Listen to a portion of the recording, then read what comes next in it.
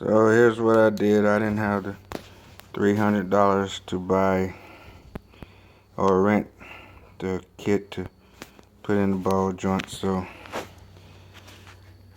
I made this contraption in my vise. I put this big socket on the back.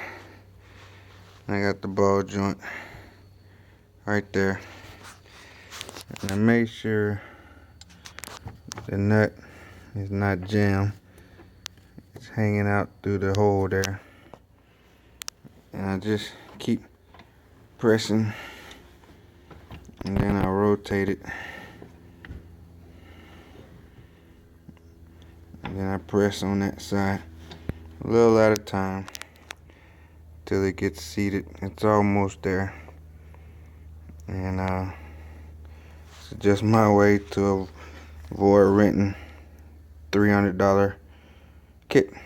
Some people don't have $300, whether you get it back or not. All right.